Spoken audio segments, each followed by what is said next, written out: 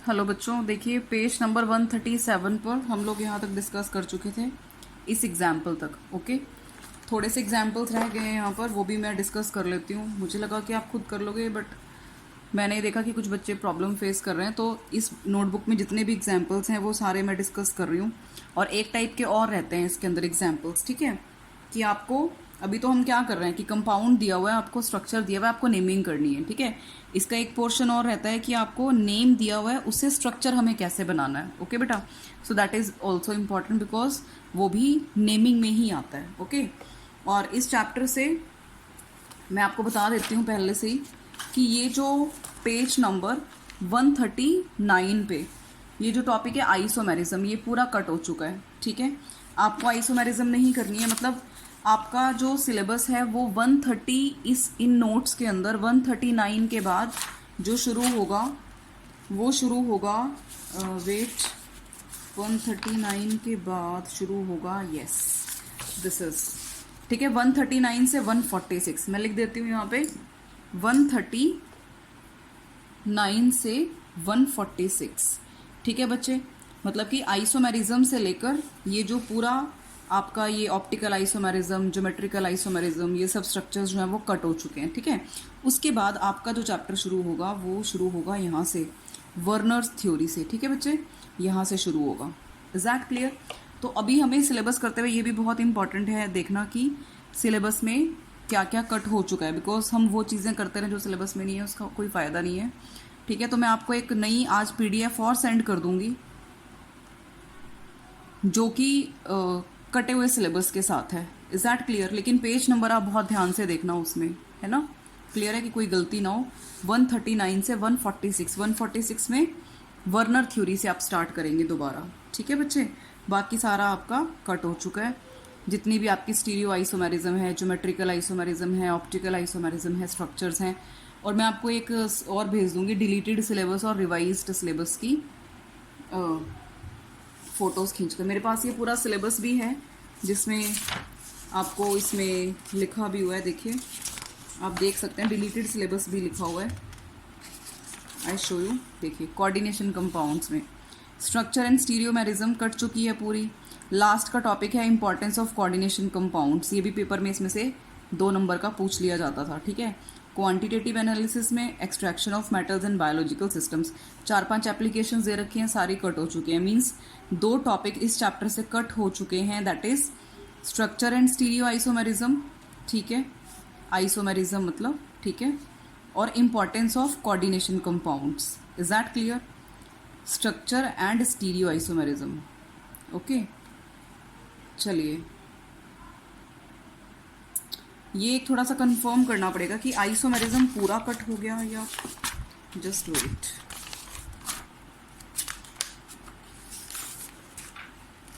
Just wait.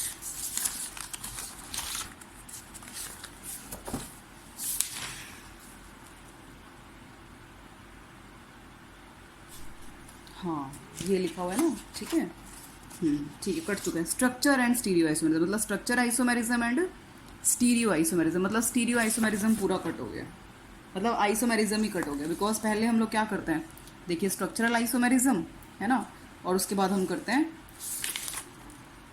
Stereo isomerism. ये देखिए ये पूरा पोर्शन कट हो चुका है। तो आई एम राइट कि आपका जो पेज नंबर अभी मैंने बताया था आपको कहाँ से कहाँ तक, 139 से 146, ध्यान रखेंगे सब कट हो चुका है, ठीक है। चलो, ये इंपॉर्टेंट इन्फॉर्मेशन थी, okay. Now let's start with page number 138, example CO NH2 CH2 CH2 NH2।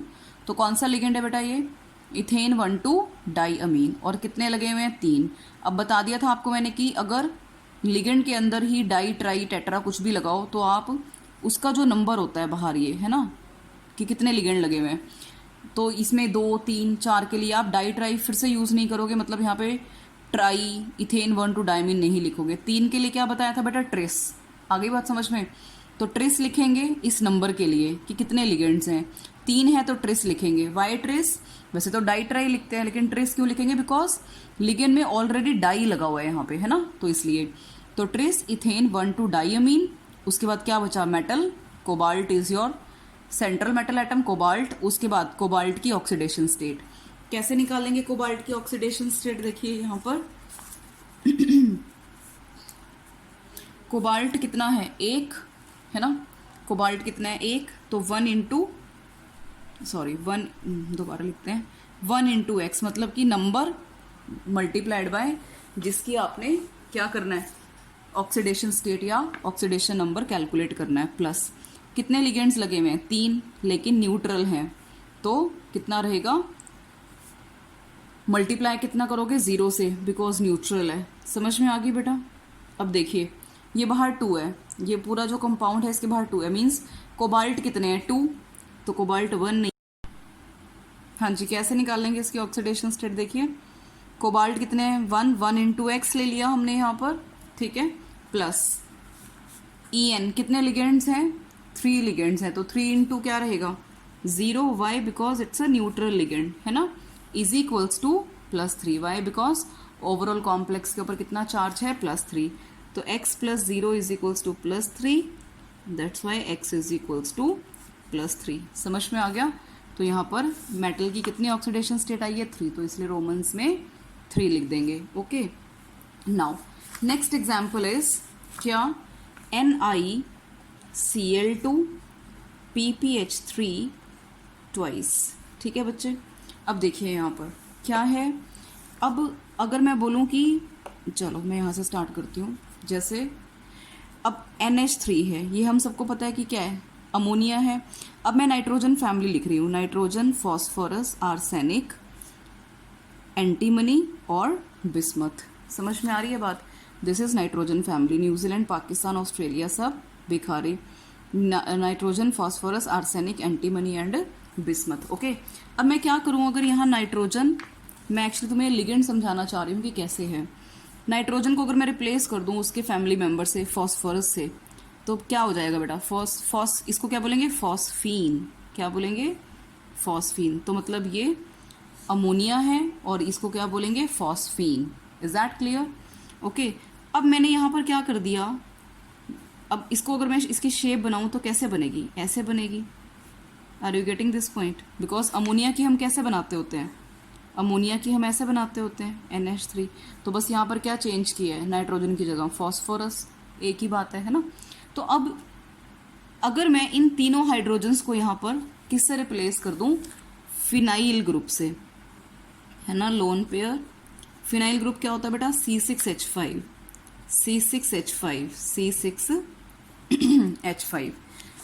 या इस ग्रुप को मैं इन शॉर्ट PH भी लिख सकती हूँ। जैसे या तो मैं क्या लिखती हूँ? CH2NH2, CH2NH2 क्या हो गया? ये इथेन 1,2 डायमीन। या इन शॉर्ट मैं इसको EN भी तो लिख देती हूँ, इन शॉर्ट मैं इसको EN भी तो लिख देती हूँ।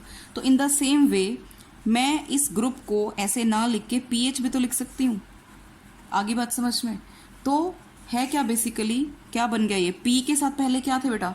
3 हाइड्रोजन, तो हमने कैसे लिखा था? PH3, है ना, फॉस्फीन। अब क्या है? H की जगह मैंने क्या लगा दिया? 3 PH, फिनाइल ग्रुप्स लगा दिए, तो PPH3। अब बताओ ये समझ में आया क्या नहीं आया? ठीक है, PPH3। Is that clear? तो इसको क्या बोलेंगे? Triphenyl phosphine. वाई? बिकॉज इसका नाम क्या था बेटा? फॉस्फीन। इसका नाम क्या था? फॉस्फीन। तो अब फॉस्फीन के साथ 3 फिनाइल ग्रुप्स लग चुके हैं, तो triphenyl phosphine. What is the name of the ligand? This ligand triphenyl phosphine. Why? Because it is a derivative of phosphine. Is that clear? ठीक है जी, चलो अब देखो ये जो लिगेंड है इसको क्या बोलेंगे? क्लोराइडो। C से शुरू हो रहा है ना। और ये क्या है? ट्राईफिनाइल फॉस्फीन, तो T से शुरू हो रहा है। आगे बात समझ में? ट्राईफिनाइल क्योंकि पूरा लिगेंड है ना, फिनाइल फॉस्फीन तो नहीं बोलेंगे, ट्राईफिनाइल फॉस्फीन पूरा लिगेंड है, पूरा लिगेंड है। जैसे अब क्लोरीन तो एक लिगेंड है, लेकिन अगर यहाँ 2 लगा दूं तो वो हम अलग से डाई ट्राई लगा रहे हैं ना, लेकिन यहाँ पर पूरे लिगेंड में ही क्या है? ट्राईफिनाइल फॉस्फीन, तो T। तो अल्फाबेटिकल ऑर्डर में पहले कौन आता है? C, फिर कौन आता है? T, है ना। तो अब इसको मैं कैसे लिखूंगी? डाई क्लोराइडो। कैसे लिखूंगी? डाई क्लोराइडो। ठीक है बच्चे, डाई क्लोराइडो। अब इस लिगेंड के अंदर ऑलरेडी ट्राई वर्ड यूज हो रहा है, तो हम इसके लिए फिर डाई वर्ड यूज नहीं करेंगे, टू के लिए तो हम क्या बोलेंगे, बिस, डाई क्लोराइडो बिस, ठीक है। और फिर ब्रैकेट स्टार्ट, ठीक है। फिर क्या लिखेंगे, try phenyl phosphine, try phenyl phosphine. समझ आ गई बात, ठीक है जी।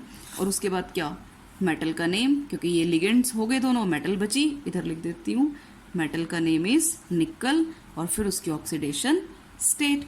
अब ऑक्सीडेशन स्टेट कैसे निकालेंगे, निकल कितना है 1 इंटू एक्स प्लस, क्लोरीन कितने हैं 2, तो 2 इंटू -1, बिकॉज क्लोरीन के ऊपर कितना चार्ज होता है -1 प्लस। अब जैसे अमोनिया एक न्यूट्रल लिगेंड है, वैसे ही फॉस्फीन एक न्यूट्रल लिगेंड है। फॉस्फीन है तो उसका डेरिवेटिव ट्राईफिनाइल फॉस्फीन भी एक क्या है, neutral ligand. So 2 into 0 is equals to 0, ठीक है। x minus 2 plus 0 is equals to 0, तो x minus 2 is equals to 0, x is equals to plus 2। Is that clear? तो बेटा यहाँ पर हम क्या लगाएंगे, ऑक्सीडेशन स्टेट इसकी +2। सो this is the name of this compound, ठीक है जी। अब ये वाला आपके सिलेबस से हट चुका है, ये आप ये वाला एग्जाम्पल छोड़ सकते हैं, ये वाला एग्जाम्पल भी आप छोड़ सकते हैं। वाई? बिकॉज इसमें 2 मेटल इन्वोल्ड हैं, इसमें भी 2 मेटल्स इन्वोल्ड हैं, है ना। तो जिनमें 2 मेटल्स इन्वोल्ड होते हैं उनको बोलते हैं हेट्रोन्यूक्लियर कंपाउंड्स। क्या बोलते हैं, हेट्रोन्यूक्लियर कंपाउंड्स, ठीक है।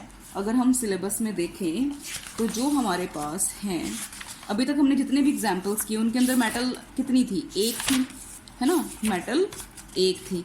तो देखिए इसमें लिखा हुआ है साफ साफ, IUPAC nomenclature of mononuclear, IUPAC nomenclature of mononuclear. Mononuclear, nucleus से यहाँ मतलब है मेटल, तो मोनो का मतलब सिंगल, मतलब ऐसे कंपाउंड जिनमें सिर्फ एक ही मेटल हो। लेकिन यहाँ पर AG 2 बार मेटल यूज हुई है, यहाँ पर क्रोमियम कोबाल्ट 2 बार हुई है। तो आप इन एग्जाम्पल्स को लीव कर सकते हैं, this is not included in your syllabus. Okay, समझ में आ गई बात? अच्छा, अब आगे जो है दैट इज, अब मैंने तुम्हें क्या कहा था कि अभी तो हमने क्या किया है, कंपाउंड हमें दिया हुआ था, उसका नोमेनक्लेचर मतलब नेमिंग करनी थी। अब उल्टा है, नेम दिया हुआ है हमें और हमें उसकी क्या करनी है, कंपाउंड की फॉर्मेशन करनी है। Is that clear? कंपाउंड बनाना है, ठीक है जी। चलिए अब देखिए अब कैसे करेंगे इसको। फर्स्ट एग्जाम्पल डिस्कस करते हैं। फर्स्ट एग्जाम्पल इज ट्रेस, और ये मुझे ज़्यादा इजी लगता है एज़ कम्पेयर टू कि भाई आपको पहले जो है नेम दिया, कंपाउंड दिया, उसकी नेमिंग करनी है, ठीक है। ये थोड़ा मुझे लिटिल बिट इजी लगता है, बट आपको पता नहीं कौन सा वाला इजी लगेगा, तो इसलिए ध्यान से देखिए इसको भी। अब करने तो दोनों ही है ना, इसलिए दिमाग में मत बिठाना कि कौन सा इजी है कौन सा टफ है। अब मैं पहले एग्जाम्पल लिख देती हूँ। फर्स्ट, ट्रेस इथेन 1,2 डाई अमीन कोबाल्ट 3 सल्फेट, ठीक है बच्चे। अब ये है, ध्यान देंगे, जैसे जैसे ये लिखा हुआ है ना वैसे वैसे लिखते चले जाओ, ठीक है। बस एक मेटल का नाम जो है वो पहले लिखना होता है, बाकी सभी हमें लिगेंड्स अरेंज करने। देखो ट्रिस, इथेन 1,2 डायमीन, यानी इथेन 1,2 डायमीन को हम कैसे लिखते हैं, EN से रिप्रेजेंट करते हैं। ट्रिस का मतलब कितने हैं, ये 3 है। अब और कोई लिगेंड दिख रहा है? नहीं। वाई? बिकॉज मेटल के बाद जो भी लगा होता है वो क्या होता है, काउंटर आयन। क्या होता है, काउंटर आयन। समझ में आती होगी अब इतनी बात तो, प्रैक्टिस अगर की होगी तो, ठीक है। कोबाल्ट को हम कहाँ लिखेंगे बेटा, यहाँ पे याद रखना, C कैपिटल O स्मॉल, ठीक है। और फिर ब्रैकेट बंद। आगे बात समझ में। उसके बाद कोबाल्ट 3 सल्फेट, यानी यहाँ पर जो आपका काउंटर आयन है वो सल्फेट है। अब आपको पता है कि सल्फेट की वैलेंसी कितनी होती है। अगर मुझे कोई कहे लिखने को NaCl लिखो तो मैं ऐसे लिखूंगी, MgCl2 कहे तो मैं ऐसे लिखूंगी। अब ये 2 मैंने क्या लिखा है यहाँ पे, जो मैग्नीशियम की वैलेंसी थी, और यहाँ ये 1 है, अंडरस्टूड है। तो ये 1 क्या है, वो क्लोरीन की वैलेंसी है। मतलब दोनों जो भी आपका पॉकेट आयन और अनायन है उन दोनों की वैलेंसीज क्या करती हैं, क्रॉस। अगर मैं फॉर्मूला बनाना सिखाऊं तुम्हें तो कैसे बनाते हैं, मैग्नीशियम की वैलेंसी +2, क्लोरीन की वैलेंसी -1, तो इनको क्रॉस करते हैं। है ना। तो कैसे लिखते हैं, MgCl2, मतलब Mg का 1 हो गया, लिखने की जरूरत नहीं है, Cl के पास 2 हो गया। मतलब जो इसकी वैलेंसी है मैग्नीशियम की वो क्लोरीन का नंबर बन जाएगा, और जो क्लोरीन की वैलेंसी है वो इसका नंबर बन जाएगा। अब ये बात थोड़ी आ रही होगी दिमाग में। तो यानी ये आपका पूरा क्या है, केटायन है जो ब्रैकेट में है, और ये सल्फेट आपको पता ही है कि अनायन होता है, क्योंकि सल्फेट को हम कैसे लिखते होते हैं, सल्फेट टू नेगेटिव, यानी सल्फेट की वैलेंसी कितनी होती है, -2। तो बेटा इसकी वैलेंसी इसका नंबर बन जाएगा यहाँ पे, है ना, समझ आ रही है बात। और इस पूरे की वैलेंसी इसका नंबर बन जाएगा, हमें पता ही नहीं, तो हम क्या लिख लेंगे, x लिख लेंगे यहाँ पे। आ रही है बात समझ में कि नहीं आ रही है, अभी और आएगी अच्छे से। इसकी वैलेंसी सल्फेट की पता थी, तो मैंने यहाँ क्रॉस करके लिख दी 2। इस पूरे की वैलेंसी मुझे नहीं पता है यहाँ पर कितनी है, तो मैंने x मान के लिख दिया यहाँ पे। आप y लिख दो, z लिख दो, जो आपको लेटर अच्छा लगता हो, ठीक है जी। अब देखो ध्यान से, अब इस x की वैल्यू हमने निकालनी है यहाँ पे, आगे बात समझ में। अब इस कोबाल्ट को देखो, कोबाल्ट की ऑक्सीडेशन स्टेट ऑलरेडी गिवन है, ठीक है। कोबाल्ट कितने हैं, अब इस पूरी ब्रैकेट के बाहर देखो 2 लगा हुआ है, तो यानी कोबाल्ट को भी इससे मल्टीप्लाई करोगे, जो En का नंबर है उसको इसको भी मल्टीप्लाई करोगे। कुछ आ रही होगी ना दिमाग में बात, बहुत इंपॉर्टेंट है, ध्यान से सुनना इसको, ठीक है। ये समझ में आ गया तो समझो आगे दिक्कत नहीं आएगी, सारे एग्जाम्पल्स आपको अच्छे से समझ में आ जाएंगे, ठीक है। अब देखो यहाँ पे कोबाल्ट का नंबर कितना है बेटा, 2, और उसकी वैलेंसी ये दे रखी है, ऑक्सीडेशन स्टेट जो भी 3 है ना। तो क्या करेंगे, 2 × 3, पहले तो कैलकुलेट करते थे ना, अब यहाँ पर ऑलरेडी दी हुई है तो यहाँ हमें कैलकुलेट करने की जरूरत नहीं है। बेसिकली अब हमारा टारगेट इस x को कैलकुलेट करने का है। प्लस अभी कितना है, 3 2 6, इसको ब्रैकेट में ले लेते हैं, 3 2 6, En का नंबर 6 है, और उसकी वैलेंसी कितनी होती है बेटा, 0 होती है, भी हमें पता है, ठीक है। प्लस अब सल्फेट की वैलेंसी कितनी होती है बेटा, -2, और उसका नंबर यहाँ पे लिखा हुआ है x, ठीक है जी, = 0, वो जैसे पहले करते थे 0, है ना। 3 2 6 + 0 - 2 = 0, समझ आ रही होगी बात, ठीक है। अच्छा x भी तो लगाना था ना, -2x, तो -2x = -6, इससे कट गया, तो x = 6/2 एंड x = 3। तो यानी इस कंपाउंड को हमें आंसर जो देना है वो कैसे देंगे, हम इसको COEN thrice whole 2 and sulphate 3, मतलब इस x की जगह, ये तो जैसे मैथ्स में करते हैं ना कि लेट करके चलते हैं, अब फिर बाद में आंसर ये आ जाता है ना। जैसे वो होते हैं ना जो एज वाले क्वेश्चंस होते हैं कि let age of father is x, son is x - 3, whatever जो भी है ना, तो बाद में x की वैल्यू निकालते हैं, फिर इसमें वैल्यू पुट करके इसकी सन की और फादर की निकालते हैं। तो बिल्कुल सेम वही कि हमने यहाँ पर x सेलेक्ट कर लिया कि हमें नहीं पता इसकी ऑक्सीडेशन स्टेट कितनी है पूरे कॉम्प्लेक्स की, पूरा जो भी केटायन है, तो x मान लिया, बिकॉज उसकी जो ऑक्सीडेशन स्टेट है वो इसका नंबर बनेगी सल्फेट का, और इसकी जो ऑक्सीडेशन स्टेट थी -2 वो इसका नंबर बन गई, पता था तो इसलिए क्रॉस करके लिख दिया हमने, है ना, क्लियर है। तो COEN thrice 2, और सल्फेट के बाहर कितना आएगा, 3 आएगा, समझ में आ जाना चाहिए। अब बार बार देखो, 5 बार 6 बार 7 बार जितनी बार देख सकते हो इस एग्जाम्पल को, कैसे मैंने इसको सॉल्व किया है, ठीक है।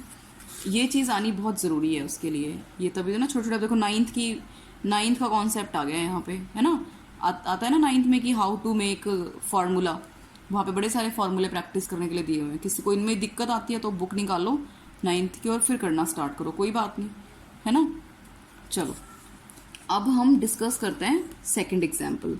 आई am writing the name of second example, tetra amine di aqua.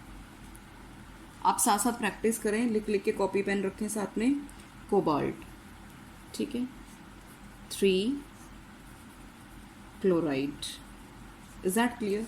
Now अब देखो, टेट्रा का मतलब होता है 4, क्या है 4 अमीन, तो लिख दो वैसे ही जैसे बोला हुआ है, अमीन कितने हैं 4, डाई एक्वा, एक्वा होता है पानी, कितने हैं डाई मतलब 2, लिख दो, हो गया।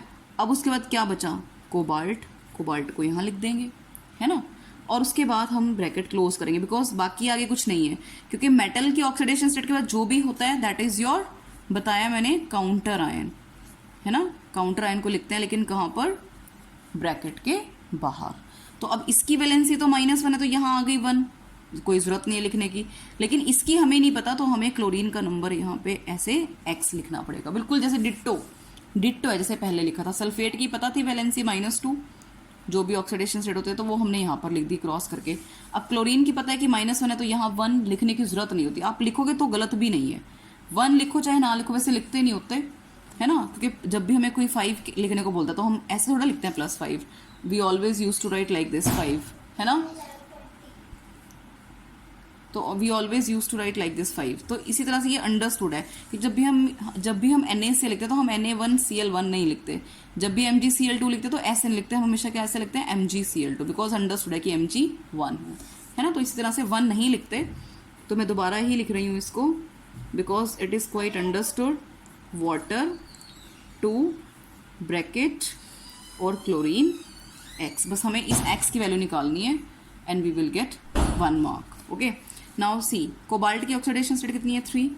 अब इस पूरे के बाहर कितना है 1, तो 1 इंटू कितना कोबाल्ट के लिए 1 into 3 plus 4 into 0, why, because ammonia is a neutral ligand, plus water कितना है 2 इंटू 0 प्लस क्लोरीन कितना है बेटा x, और x into -1, y, because chlorine की oxidation state is -1 is equals to 0। So 3 + 0 + 0 minus x is equals to 0, minus x is equals to -3, cancel out, okay, so x is equals to 3। तो यहाँ जहाँ हमने x late किया था वहाँ पे कितना आएगा हमारा 3 आएगा। ठीक है बच्चे, तो कैसे लिखेंगे CO अमोनिया 4 वाटर 2, ठीक है, और Cl3, so this is your right answer। is that clear? आगे बात समझ में? तो बेटा ये उससे भी ज़्यादा इजी है, बस थोड़ा सा आपको ये वैलेंसी वाला और नंबर वाला चक्कर समझ में आना चाहिए। ठीक है जी, अब देखिए, अब नेक्स्ट जो है example, third example I am writing here, just wait, third example I am writing here, potassium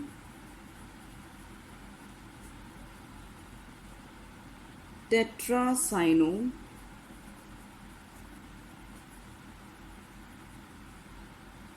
निकलेट, समझ में आ रहा होगा, कुछ 8 लग गया मेटल के पीछे, और उसकी ऑक्सीडेशन स्टेट, है ना, मींस जो आपका कंपाउंड है वो कोऑर्डिनेशन कंपाउंड, जहाँ जो आपका कोऑर्डिनेशन स्फीयर है वो नेगेटिवली चार्ज्ड है, तभी तो मेटल के नेम के पीछे 8 आया है। और ये भी आप यहाँ से भी इंफॉर्मेशन ले सकते हैं, बिकॉज पोटेशियम पहले लगा हुआ है ना, तो पोटेशियम पहले लगा हुआ है तो उसको हमें कोऑर्डिनेशन स्फीयर के बाहर लगाना पड़ेगा। ठीक है बच्चे, पोटेशियम पहले है, काउंटर आयन तो पहले ही लिखेंगे ब्रैकेट से पहले, अगर बाद में होता है यहाँ पे मेटल की ऑक्सीडेशन स्टेट के बाद तो बाद में लिखते फिर ब्रैकेट के, इस ब्रैकेट के, लेकिन पहले लिखा हुआ है तो पहले ही लिखना पड़ेगा पोटेशियम। समझ में आ गई बात? अब देखिए टेट्रासाइनाइडो, थोड़ा सा स्पेस छोड़ेंगे मेटल के लिए, टेट्रासाइनाइडो मतलब कि साइनो, या फिर एक ही बात है, टेट्रासाइनो भी लिख सकते हैं, टेट्रासाइनाइडो भी लिख सकते हैं। साइनो मतलब कि CN कितने लगे हुए हैं 4, और मेटल कौन सा है आपका निकल। ठीक है, तो ये हो गया बस। अब इसकी वैलेंसी पोटेशियम कितना होता है बेटा +1, निकल पोटेशियम, है ना, lithium sodium potassium rubidium caesium francium, ये सब क्या अल्कली मेटल, सबकी ऑक्सीडेशन स्टेट इज कितना +1। तो इसकी 1 है तो हमने यहाँ पर 1 क्रॉस कर दी, ठीक है ना, ऐसे तो करते होते हैं। इसकी ऑक्सीडेशन स्टेट यहाँ क्रॉस कर दी, अब इसकी पता नहीं तो यहाँ कितना लिखेंगे K के पैर में एज अ सबस्क्रिप्ट X लिखेंगे। Okay, now we have to calculate this X, ये X हमें कैलकुलेट करना है। तो पोटेशियम की ऑक्सीडेशन स्टेट कितनी होती है +1, 1 इंटू X प्लस निकल की कितनी दी हुई है, यहाँ पर देखो फॉर्मूले में 2 दी हुई और निकल है कितने 1, तो 1 इंटू 2 प्लस साइनाइड आयंस कितने हैं 4, और एक साइनाइड की -1 होती है, इज इक्वल्स टू 0। ठीक है, x plus 2 minus 4 is equals to 0, x minus 2 is equals to 0, x is equals to +2। तो जहाँ हमने यहाँ x लिखा है वहाँ हम लिखेंगे 2, K2NiCN4. So this is our right answer. ठीक है बच्चे, आगे बात समझ में ये. चलो एक एग्जाम्पल और देखते हैं. Tris ethane 1,2-diamine chromium 3 chloride. Okay, is that clear? Now अब देखिए ट्रिस लगा हुआ है किसके लिए? इथेन 1,2-diamine, यानी कि EN है कितने? 3. और क्रोमियम, और कोई लिगेंड नहीं है, क्रोमियम लगा हुआ है, बस ब्रैकेट क्लोज कर देंगे by, because counter ion metal के ऑक्सीडेशन स्टेट के बाहर है तो क्लोरीन बाद में लिखेंगे. अब क्लोरीन की वैलेंसी 1 तो यहाँ 1, ऑब्वियसली इसकी हमें पता नहीं तो x मान लेंगे. तो क्रोमियम की ऑक्सीडेशन स्टेट कितनी दी हुई है? 3, तो 1 × 3 प्लस 3 × 1 3 रहेगा, तो 3 × 0 y, बिकॉज EN जो है that is a neutral ligand 0 रहेगा, प्लस x × -1. ठीक है ना. सभी मेटल जो भी आपका लिगेंड्स हैं, काउंटर है ना, सबको ऐड करते चले जाओ. ठीक है ना. उनका करना क्या है, जो भी नंबर है और मल्टीप्लाइड बाय जो भी उनके ऊपर चार्ज होता है is equals to 0. So 3 + 0 - x is equals to 0, -x is equals to -3, cancel, so x is equals to 3. तो जो यहाँ पर हमने x लिखा है there you will write 3. Okay, so Cr chromium, EN thrice, ठीक है, और यहाँ पर chlorine 3. So this is your right answer. Is that clear? So this is your right answer. Is that clear? Okay, तो बेटा ये एग्जाम्पल्स अब कितने रह गए हैं? 1 2 3 4 एग्जाम्पल रह गए. अब देखिए इसमें भी अमीन, ये एग्जाम्पल यही लिखा हुआ है, मैं आपको यहाँ सॉल्व करके दिखा देती हूँ. ठीक है, देखिए अमीन ब्रोमाइडो. अमीन का मतलब NH3, जैसे जैसे लिखा हुआ वैसे वैसे लिखते चले जाओ.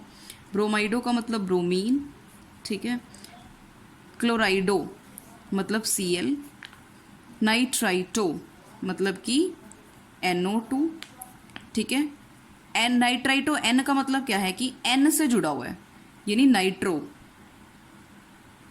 ठीक है, नाइट्रो भी लिख सकते हैं, नाइट्राइटो N भी लिख सकते हैं, नाइट्रो भी लिख सकते हैं इसका नेम. ओके, और उसके बाद मेटल कौन सा है? प्लैटिनम, तो Pt. समझ में आ गई?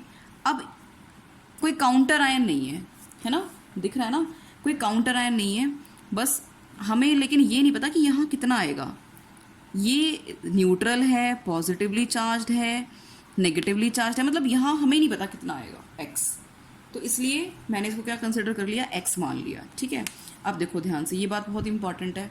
ये x कभी इसको ऐसे ही लिख के छोड़ाओ, गलत हो जाएगा. ठीक है ना बच्चे, तो x मान लिया. मुझे नहीं पता कि यहाँ +1 आएगा, -1 आएगा, 0 कुछ भी नहीं आएगा. 0 अगर कुछ भी नहीं लिखना तो 0 आ जाएगा, मतलब 0 का मतलब कुछ भी नहीं, मतलब न्यूट्रल है. तो इसको x मान लिया मैंने. अब जैसे जैसे दिया हुआ है ना वैसे वैसे देखो, इसमें प्लैटिनम की ऑक्सीडेशन स्टेट कितनी दी हुई है? 2. तो कितना है? 1 है ना प्लैटिनम, तो 1 × 2, ठीक है, प्लस अमोनिया कितना है? 1 × 0. Why? Because it's a neutral ligand. Plus bromine कितना है? 1, और ऑक्सीडेशन स्टेट कितनी होती है ब्रोमीन की? -1. प्लस क्लोरीन कितना है? 1, और ऑक्सीडेशन स्टेट कितनी होती है? -1. ठीक है, ऐसे ही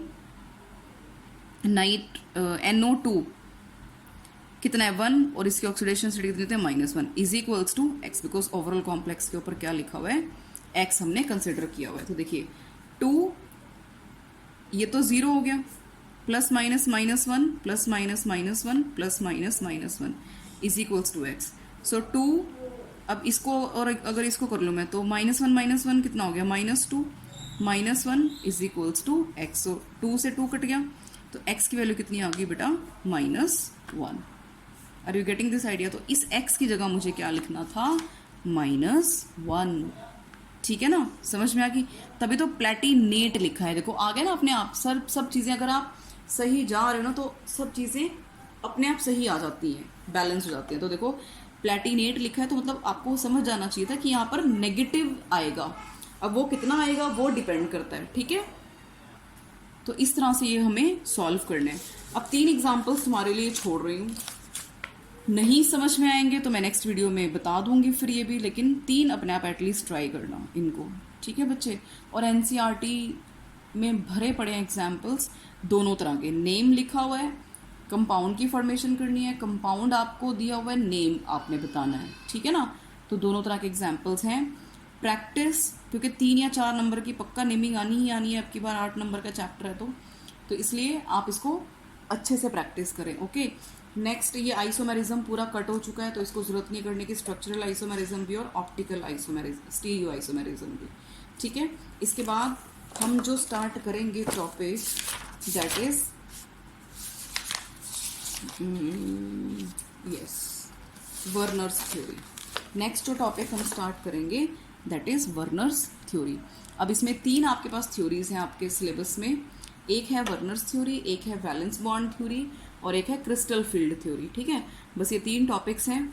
एक बार में हम कंप्लीट कर लेंगे वर्नर थ्योरी, एक बार में हम कर लेंगे वैलेंस बॉन्ड थ्योरी, और एक बार में, एक तो नहीं, 1 या 2 में हम कर लेंगे क्रिस्टल फील्ड थ्योरी, बिकॉज थोड़ा सा लेंथ ही है, ओके।